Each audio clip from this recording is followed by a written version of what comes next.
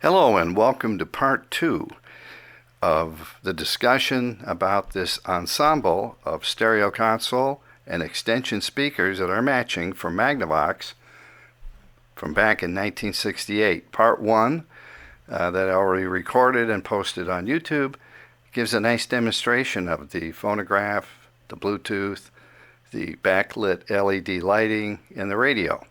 Now we're going to just talk a little bit generally from my Magnavox museum about what makes Magnavox so special.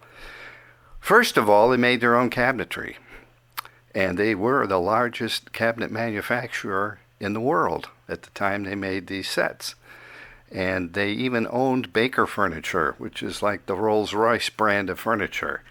And today Baker is part of Kohler. Not saying this exactly is a Baker cabinet, but I'm just telling you that's the kind of quality furniture companies that Magnavox owned at the time.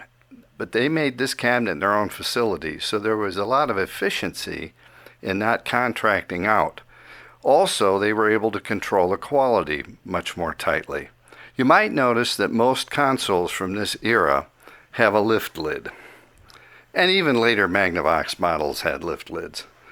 But in their golden days, they had sliding lids.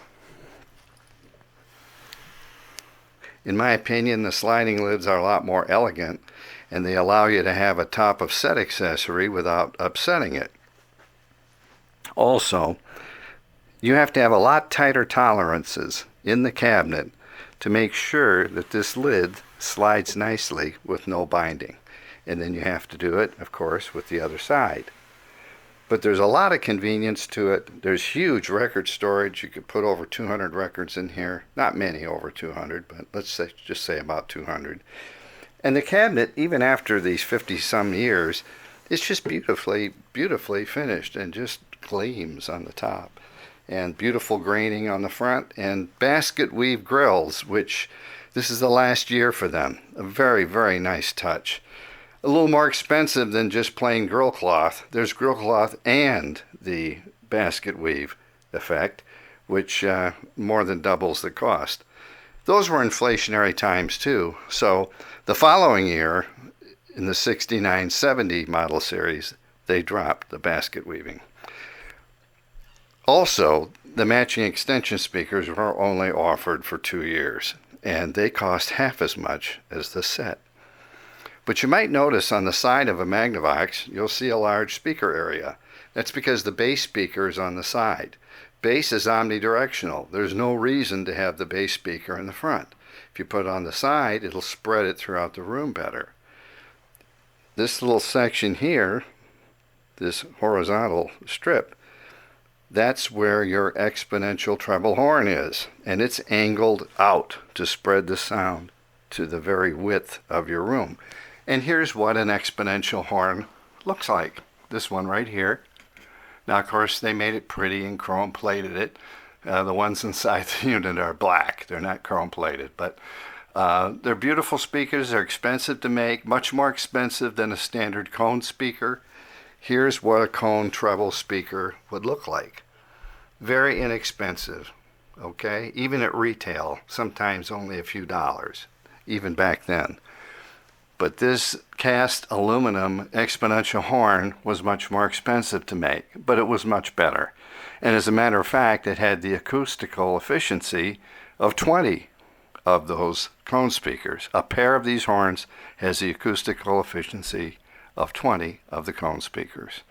And you don't have to take my word on Magnavox's success and dominance during the period. Take a look at the February 1964 Fortune magazine, and they'll tell you, Magnavox goes its own golden way.